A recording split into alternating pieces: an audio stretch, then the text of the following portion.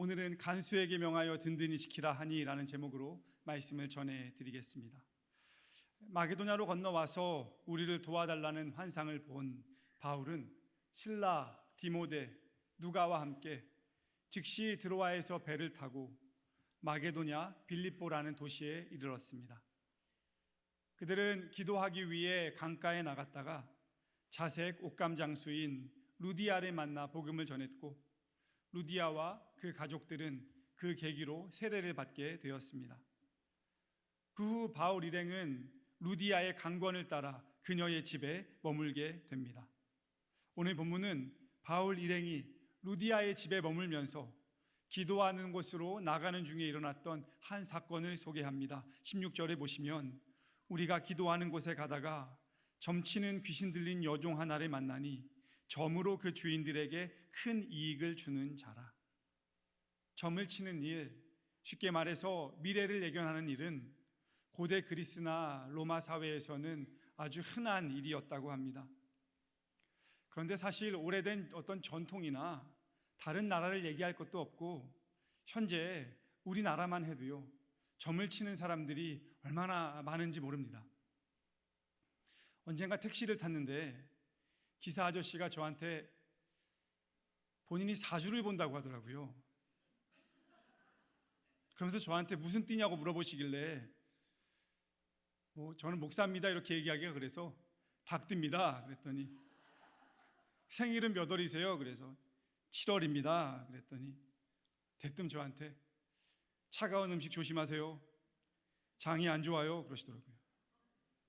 거기서 끝나는 줄 알았는데 선생님은 공부했으면 잘했을 텐데 공부를 안 한 것 같다고.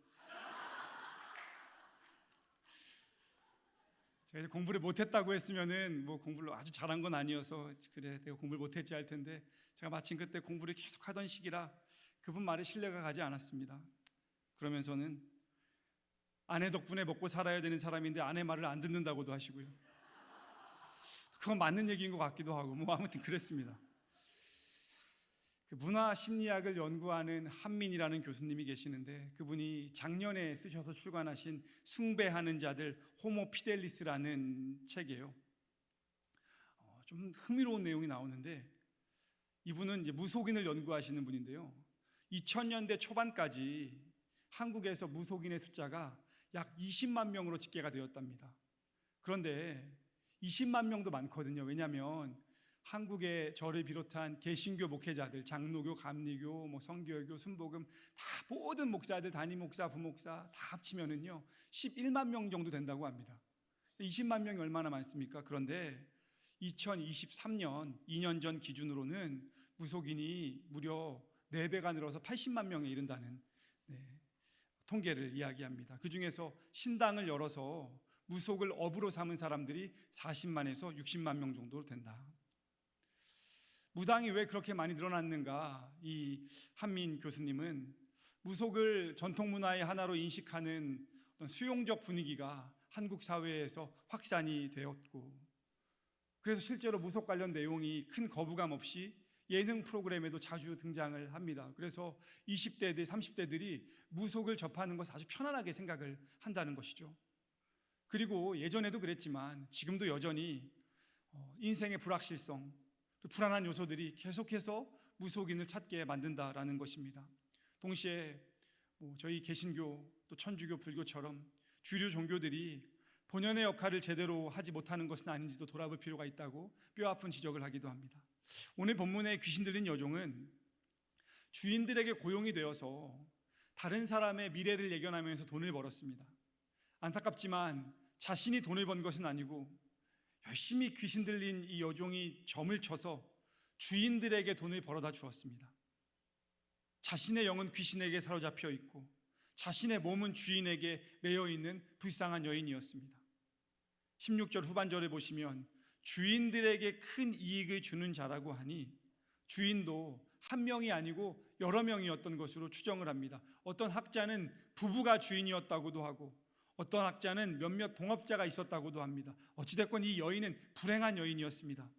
오늘 본문의 전반부는 하나님께서 안타까운 처지에 놓여 있던 그 여인의 삶을 바울과의 만남을 통해서 건져 주셨음을 소개합니다.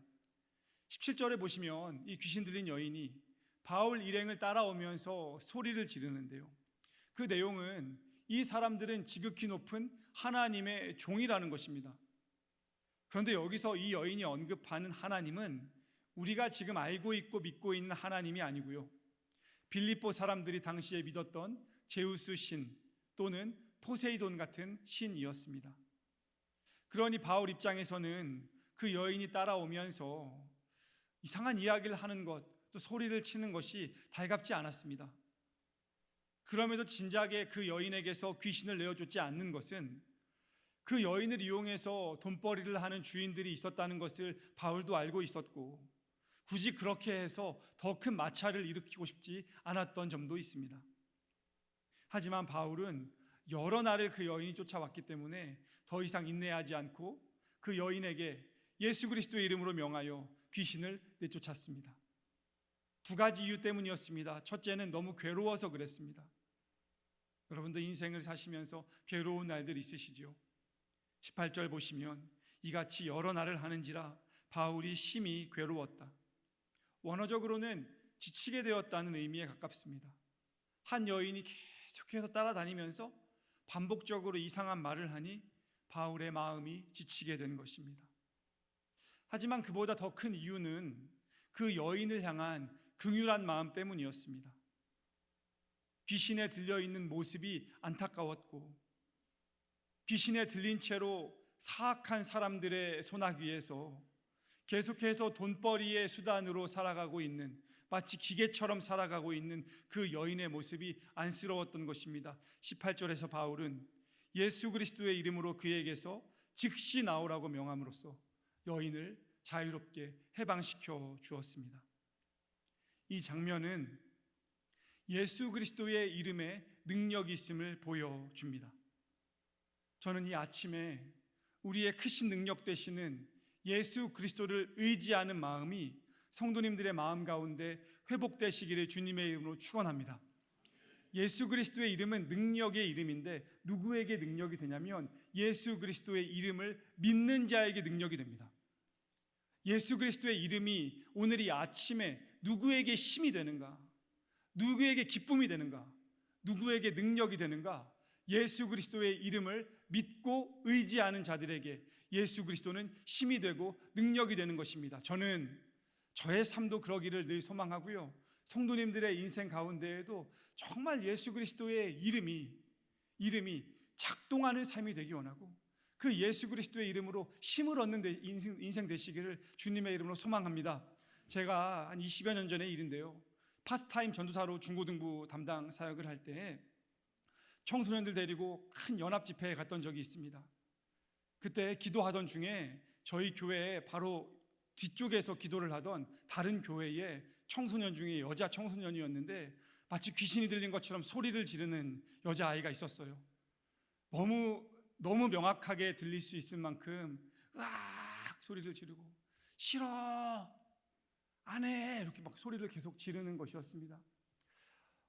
주변 사람들이 다 당황을 했어요. 그리고 저도 옆에 계신 전도사님과 함께 저희 교회의 상황은 아니었지만 너무 난처하다. 도대체 이 뒤에 있는 교회의 목회자들이나 선생님들은 얼마나 난처할까? 근데 그때에 한 권사님으로 보이는 남자 부장 선생님이신데 그분이 어쩔 줄 몰라 하시더니요, 목사님은 아니셨는데 그분이 가시더니 괜찮아? 그러시더니 권사님이 기도할게 그러시더니 그 친구의 어깨에다가 손을 대시고는 이제 어디서 이제 보시고 들으신 게 있으신지 예수 그리스도의 이름으로 명하노니 악한 영아 떠나갈지어다 이렇게 말씀을 하셨거든요. 근데 그 여자아이가 이렇게 대답을 하는 겁니다. 안 나가. 싫어. 너무 당황스러운 상황이었습니다. 그러면서 그 아이가 그 권사님을 향해서 이렇게 말했습니다. 넌 약해. 넌 안 돼. 너도 알잖아. 저는 그때의 그 장면이 상당히 충격적이었습니다. 좌절한 채로 절망한 채로 앉아있는 그 남자 권사님의 모습이 지금도 가끔 생각납니다. 저는 그날 약간의 충격을 받고 그 자리에서 하나님께 두려운 마음으로 기도를 많이 했습니다. 하나님, 제가 저 자리에 가서 예수 그리스도의 이름으로 선포하면 다른 일이 일어나겠습니까? 하나님, 그렇지 않을 것 같습니다. 하나님께서 주시는 그 마음을 제가 깨닫기 원한다고, 저도 예수 그리스도의 이름을 온전히 더 의지하고 붙잡고 살아가면서 예수 그리스도의 능력이 내 삶 속에 작동하는 인생이 되기 원한다고 기도했고요. 지금도 그렇습니다.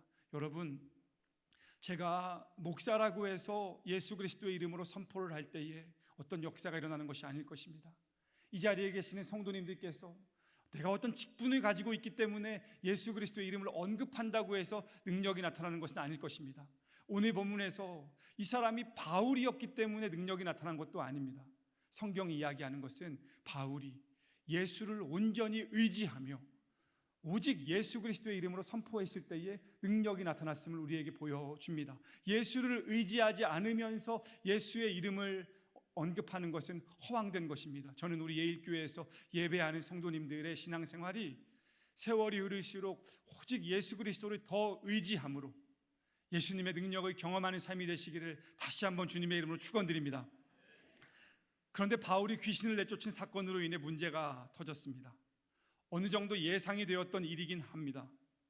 19절에 보시면 점치는 여인이 주인들의 수익의 창구였는데 그 돈벌이가 끊어지자 주인들이 바울과 신라를 붙잡아 관리들에게 끌고 간 것입니다. 귀신 들렸던 여인에게 새로운 인생이 시작된 것을 함께 축하하면서 기뻐하는 것도 모자랄 텐데, 아이러니하게도 이 사악한 주인들에게는 귀신 들린 여인이 자유케 되는 것은 우리의 돈벌이가 사라지는 것이기 때문에 너무 화가 났습니다.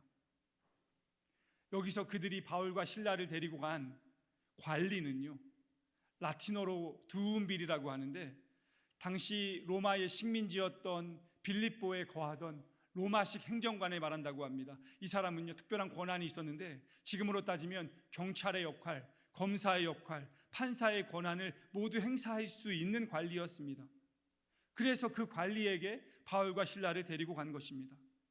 여기서 우리는 그 여인의 주인들이 귀신 들렸던 여인을 한 사람의 인격으로 대한 것이 아니라 돈을 벌어다 주는 수단으로만 치부했음을 알 수 있습니다. 그들에게는 오직 돈만이 삶의 가장 중요한 가치였던 것이고, 돈 앞에서는 사람도 하나의 인격으로 대우받지 못했습니다. 여러분, 우리는 어떤 삶을 살아가고 있습니까? 혹시 우리의 삶의 자리에서도 또 우리가 추구하는 눈에 보이는 혹은 보이지 않는 가치관 속에서도 이 여종의 주인들의 모습이 일부분 나타나고 있는 것은 아닌지 한번 돌아보시기 바랍니다. 저는 전에도 그런 말씀 한번 드렸던 기억이 있는데요, 저는 이 자리에서 예배하시는 할머니, 할아버지들, 또 부모님들, 우리 자녀들이, 우리 손주들이 우리 할아버지를 바라보고 우리 할머니를 바라보면서, 우리 아버지를 바라보고 우리 어머니를 바라보면서 돈을 가장 중요한 인생의 가치로 여기며 살아가는 분이라고 느껴지지 않기를 저는 정말 소망합니다. 돈이 너무나 필수적인 수단이고, 또 돈은 우리의 인생에 있어서 없어서는 안 되는 것이지만 돈보다 더 중요한 가치가 있음을, 돈을 넘어서 역사하시는 하나님의 은혜가 있음을 가정 가운데 함께 공유가 되고 가르쳐지고 느껴지고, 우리가 성도로서 그렇게 살아가야 하지 않겠습니까?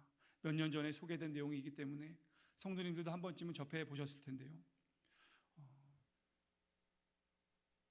한국과 프랑스와 영국의 중산층을 정하는 기준이 다르다고 하면서 이런저런 언론에서 또 저술된 책에서도 소개가 되었던 내용들입니다. 먼저 프랑스에서는 중산층을 이야기할 때에 누구를 중산층이라고 이야기하는가? 우리 성도님들 가운데 혹시 나는 그래도 중산층은 되지 생각하시는 분은 한번 프랑스의 중산층과 한번 비교해 보시기 바랍니다. 프랑스의 중산층의 기준의 첫 번째는 외국어를 하나 정도는 할 수 있어야 된답니다. 외국어요. 그리고 두 번째는 직접 즐기는 스포츠가 하나가 있어야 된대요. 스포츠. 이렇게 나도 걷는데요, 이런 거 아니고요. 스포츠. 그리고 세 번째는 다룰 줄 아는 악기가 하나쯤은 있어야 한답니다. 그리고 네 번째로 남들하고 다른 맛을 낼 수 있는 요리를 하나 정도는 만들어야 된대요. 여기서 이 남들과 다르게 만드는 요리가 맛있는 요리여야겠습니까? 맛없어도 되겠습니까? 예. 남들과 다르게 나만이 낼 수 있는 맛있는 요리가 하나쯤은 있어야 된답니다. 그 다섯 번째로 정의로운 활동에 의연히 참여할 줄 알아야 하고, 마지막 여섯 번째로 약자를 도우면서 봉사활동을 꾸준히 하는 사람들을 가리켜 중산층이라고 합니다. 프랑스에서 안 태어나길 잘하셨죠. 영국에서는 옥스퍼드 대학교에서 영국의 중산층은 이런 사람들입니다 라고 하면서 제시를 했는데 이렇게 말합니다. 첫 번째, 페어플레이 하는 사람. 두 번째, 자신의 주장과 신념을 가진 사람. 세 번째, 독선적으로 행동하지 않는 사람. 네 번째, 약자를 두둔할 줄 알고 강자에 대응하는 사람. 다섯 번째, 불의와 불평과 불법에 의연히 대처하는 사람. 느낌은 좀 다르지만 방향성은 비슷해 보입니다. 그런데 그 당시에 이제 화제가 됐던 것은 한국의 직장인들을 대상으로 조사했던 결과에 의해서 한국 사람들은, 직장인들이 누구를 중산층으로 생각하는가, 다섯 가지 결과가 나왔습니다. 첫 번째, 부채 없는 아파트 30평 이상 소유. 두 번째, 월 급여는 500만 원 이상. 세 번째, 자동차는 중형차 이상 소유. 네 번째, 예금액은 잔고 1억 원 이상 보유. 다섯 번째, 해외여행을 1년에 한 차례 이상 다니는 가정. 다섯 가지가 모두 뭐하고 관련이 있죠? 네. 어떻게 그렇게 잘하세요? 네. 프랑스와 영국의 중산층을 이야기할 때에는 돈과 관련된 것이 하나도 없었습니다. 네. 그런데 한국은 모든 요소들이 다 돈하고 관련이 있었습니다. 우리의 인생에서 돈이 없으면 불편하고 때로는 괴로운 인생을 경험해야 할 수도 있지만, 그렇다고 오직 돈이라는 것이 우리의 인생의 모든 것은 아니기 때문에, 마치 돈이 모든 것이라고 생각하면서 살아가게 만드는 이 점점 더 짙어지는 이 세상의 경향 속에서 우리가 그렇지 않은 삶이 의미가 있음을 하나님의 말씀 안에서 찾고, 때로는 힘들지만 그 길을 걸어가는 노력을 게을리하지 않을 때에 하나님께서 우리 가정 가운데 또 자녀들의 삶 속에 하나님의 은혜를 부어주실 줄 믿습니다. 그렇다면 우리는 그리스도인으로서 무엇을 지향하며 살아가야 하겠습니까? 영국의 성공의 주교였던 로안 윌리엄스는 전 세계적으로 2000년대 초반부터 2010년대까지 신학자로서 의미 있는 글들을 통해서 상당한 영향을 남겼는데요. 이 로안 윌리엄스가 쓴 탁월한 책 중에 하나가 제자가 된다는 것이라는 책인데, 이 책에서 로안 윌리엄스는 이렇게 말합니다. 그리스도인으로 산다는 것은 인간을 귀하게 여기는 것이다.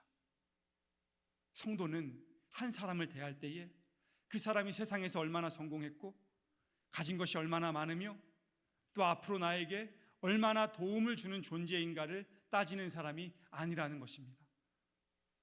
그리스도인은 때로 죽어가는 한 사람을 위해서 많은 비용을 들여서 헌신적으로 보살피는 이들이고, 정신적으로 아무런 생산의 능력이 없는 사람들을 귀하게 여기는 사람들이고, 어린아이들을 존중하는 사람들이라고 강조합니다. 그리고 이 모든 일은 한 영혼을 소중하게 여기는 예수 그리스도의 마음이 있을 때에 가능하다고 말합니다. 전반부에서 말씀드렸던 예수 그리스도를 의지하는 삶과 한 영혼을 소중하게 여기는 삶은 결과적으로 연결이 될 수밖에 없는 것입니다. 저는 우리 성도님들께서 삶의 걸음 속에서 예수 그리스도를 많이 의지하시고 예수 그리스도를 의지하심으로 나와 함께하는 가족부터 시작해서 내가 만나는 사람들을 지금도 그렇게 대하시겠지만 시간이 흐를수록 더 소중하게 대하며 그 사람들의 마음을 헤아리며 귀하게 여기는 성도님들 되시기를 주님의 이름으로 축복합니다. 본문 20절로 돌아가서 돈벌이 수단이 끊어져서 화가 난 주인들은 바울과 실라를 상관들 앞에 데리고 갔습니다. 그리고 우리의 성을 심히 요란하게 한다고 말하며 고발합니다. 여기서 요란하게 한다는 것은 사회 질서와 가치관을 어지럽혔다는 것인데, 실상은 그게 주된 이유이기보다는 저 사람들 때문에 우리에게 경제적 손실이 발생했다라는 것입니다. 21절에 로마 사람인 우리가 받지도 못하고 행하지도 못하는 풍속을 저 사람들이 전한다고 고발합니다.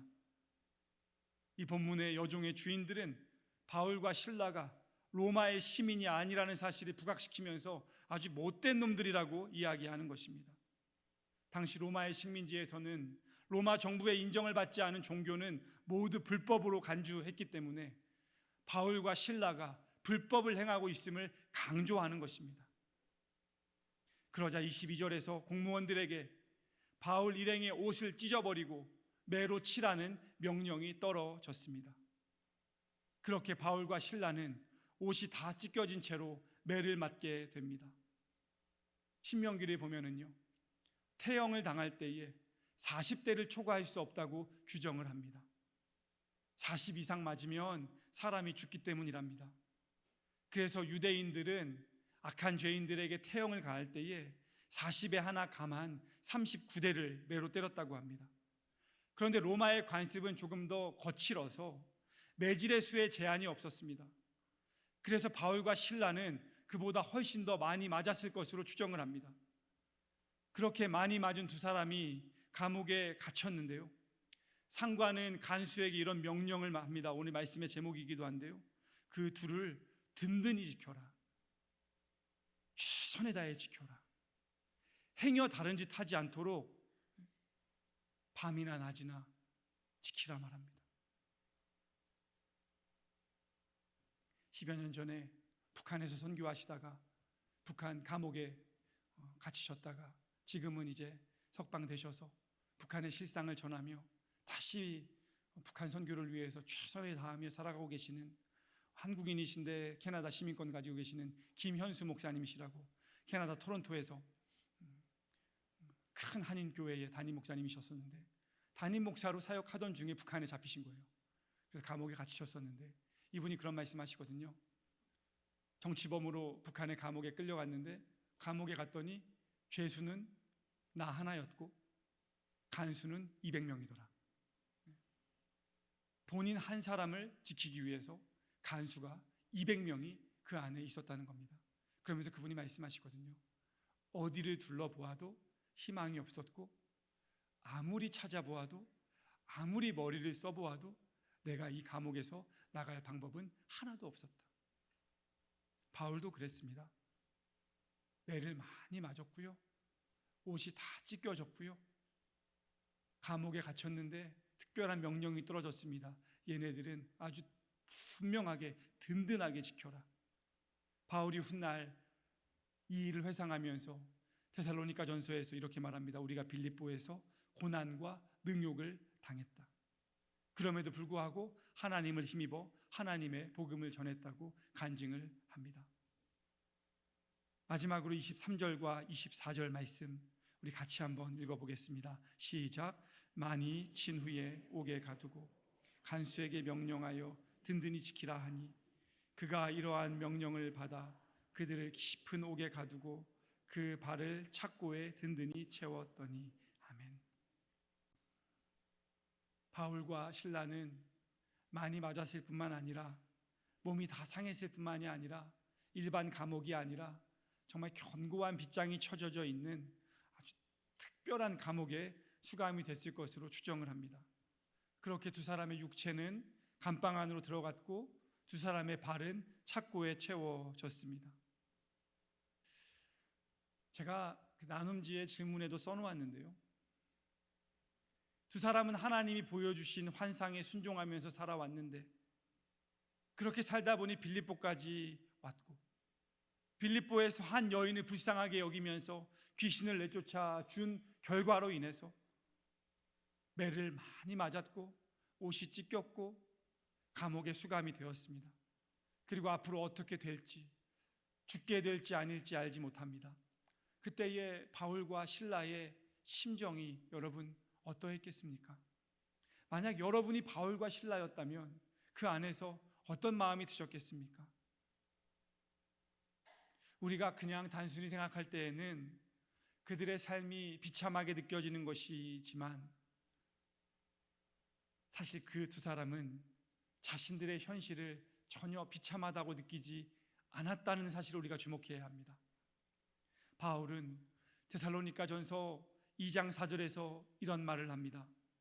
우리가 이와 같이 말함은 사람을 기쁘게 하려 함이 아니요 오직 우리 마음을 감찰하시는 하나님을 기쁘시게 하려 함이라.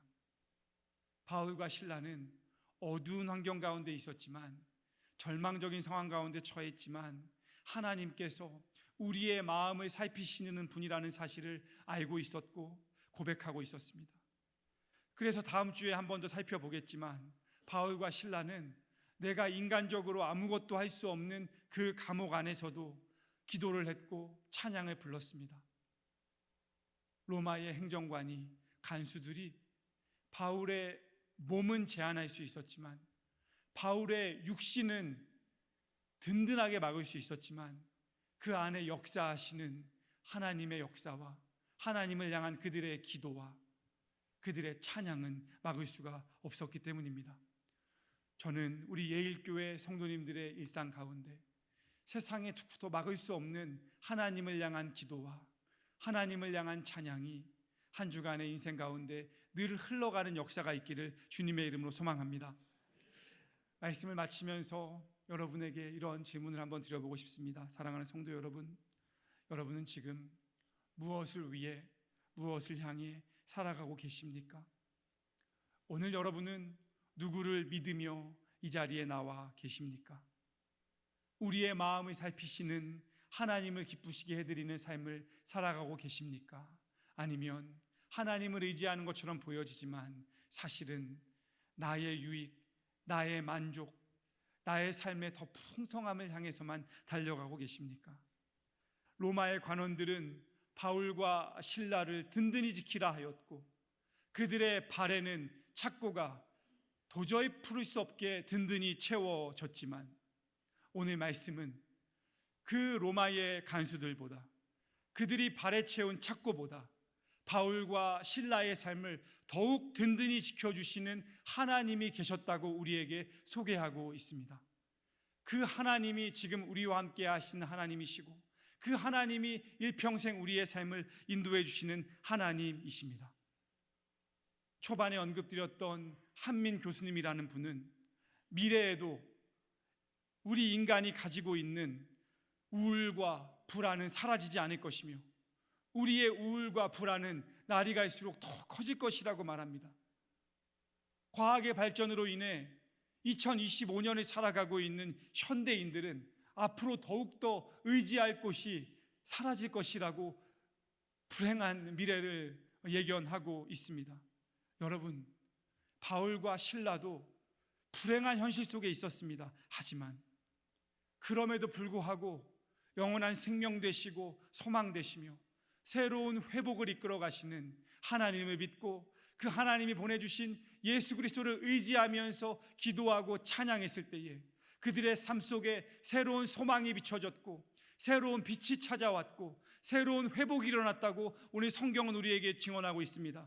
성도 여러분, 새로운 한 주간을 살아가실 때에 비록 나는 연약하지만, 비록 나는 능력이 없지만, 간수의 눈보다 더 든든하신 우리 하나님께서 우리의 착고를 든든하게 채워놓은 것보다 더 든든하신 우리 하나님께서 여러분의 삶을, 여러분의 걸음을, 여러분의 가정을, 여러분의 사업과 일터를, 여러분의 자녀들의 인생을 지켜주기를 소망하시면서 오늘 예배하시고 기도하시고 평안한 마음으로 각자의 삶으로 돌아가시기를 주님의 이름으로 축원드립니다. 우리 그러한 마음으로 이 시간 함께 찬양하고 기도하도록 하겠습니다.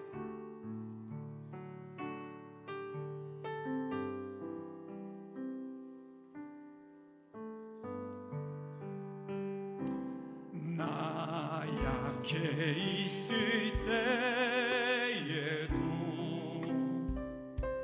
주님은 함께 계시고, 나 소망 잃을 때에도 주님은 내게 오시네. 나 시험 당할 때에도, 나 시험 당할 때에도 주님이 지켜주시네.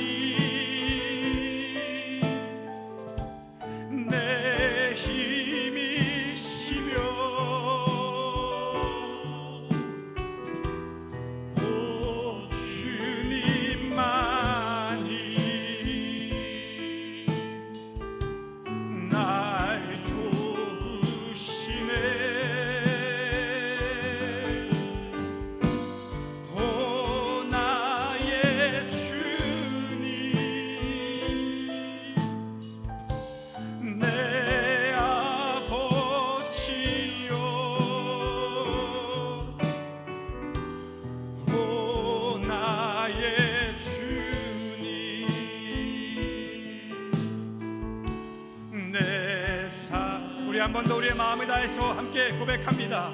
주님만이 내 힘이시며 주님만이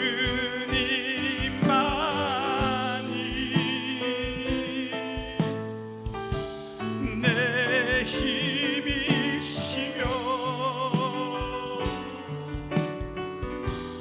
오 주님만이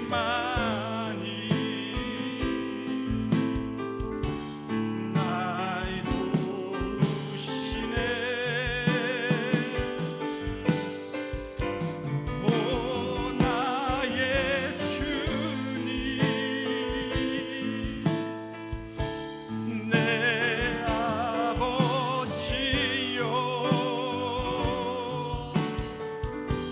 오 나의 주님 내 사랑이여.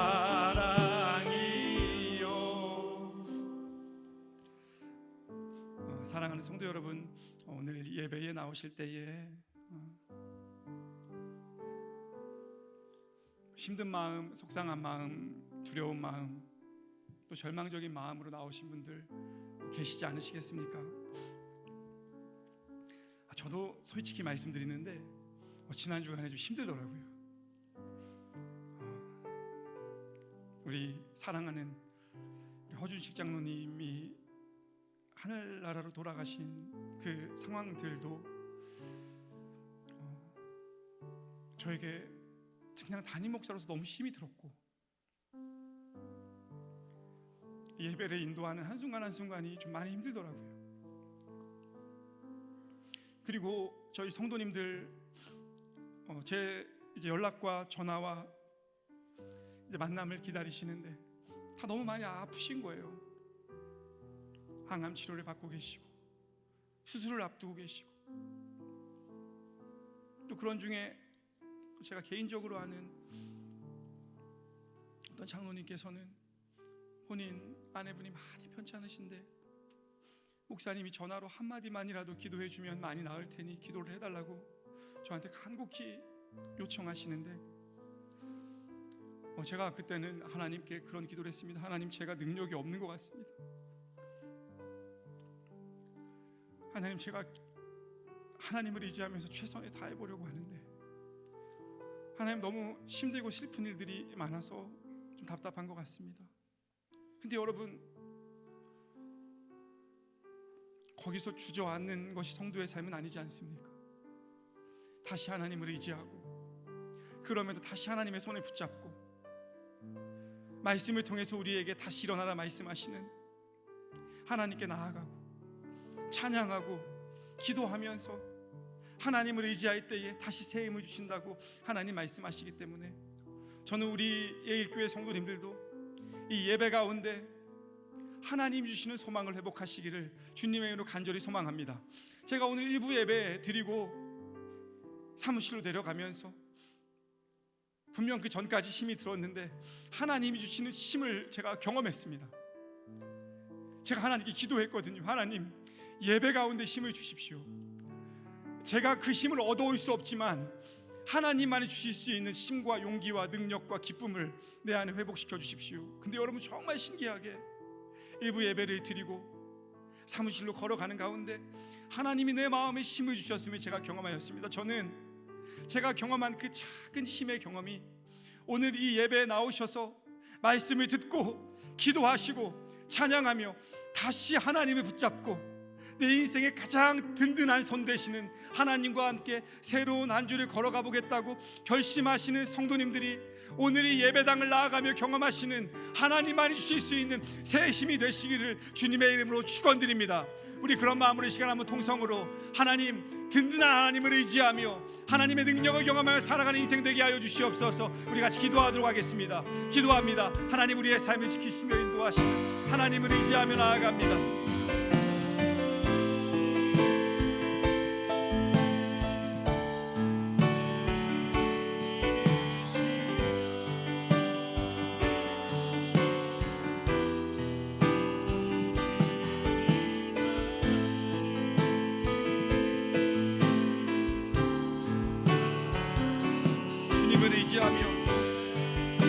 든든하신 하나님의 손을 붙잡고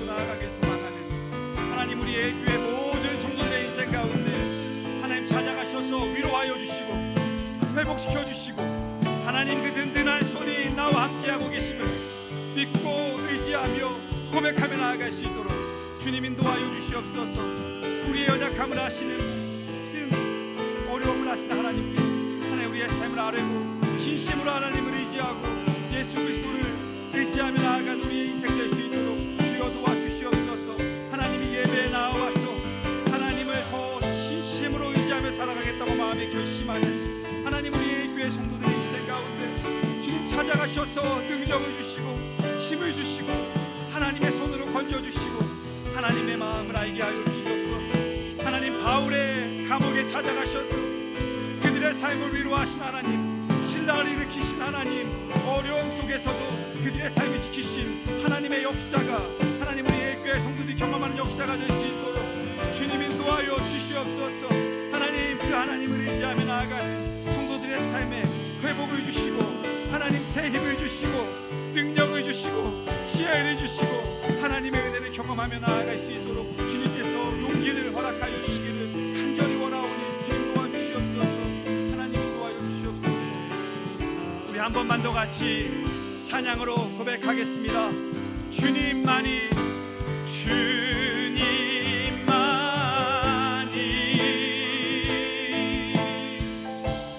내 힘이시며 오 주님만이 날 도우시네. 오 나의 주님 내 아버지여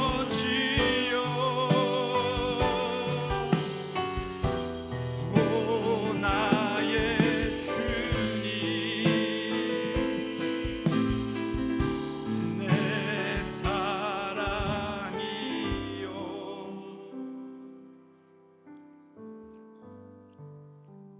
하나님 아무런 소망이 없어 보였던 귀신 들린 한 여종의 삶을 불쌍히 여기셔서 바울을 통해 예수 그리스도의 이름으로 선포하게 하심으로 그 여인을 자유케 하셨던 하나님께서 우리의 하나님 되심을 믿습니다. 하나님 우리의 교회 성도들의 마음 가운데 인생 가운데 걸음 가운데 풀리지 않는 모든 문제들이 예수 그리스도의 이름으로 선포하며 나아갈 때에 풀려지는 역사가 있게 주님 인도하여 주시옵소서. 하나님 깊은 감옥에 갇혀져서 작고의 자인채로 힘들고 어두운 시간을 보내고 있던 바울과 실라를 세상 무엇보다 든든하신 하나님의 손이 지켜주셨고 그들은 그 어둠 속에서도 하나님께 기도하고 찬양함으로 하나님이 주시는 소망과 빛을 경험하였습니다. 하나님 우리 예일교회 예배드리는 모든 성도들의 인생이 그 가정이 자녀들의 삶이 때로는 어둡고 두렵고 어렵지만 하나님을 의지하고 예수 그리스도를 진심으로 의지함으로 순간순간 인생의 소망과 빛을 발견하며 걸어갈 수 있도록 주님 인도하여 주시옵소서. 이 시간 주님 앞에 예배하며 예물 올려드리는 손길들 하나하나 주님께서 다 받아주시고 기억하여 주시고 그 예물과 함께 자신들의 인생을 주님께 맡겨드리는 그 깊은 믿음을 주님께서 헤아려 주시고 각 인생 가운데 성도들의 사업 가운데 일터 가운데 자녀들의 걸음 가운데 함께하여 주시옵소서. 예수 그리스도의 이름으로 기도드립니다. 아멘.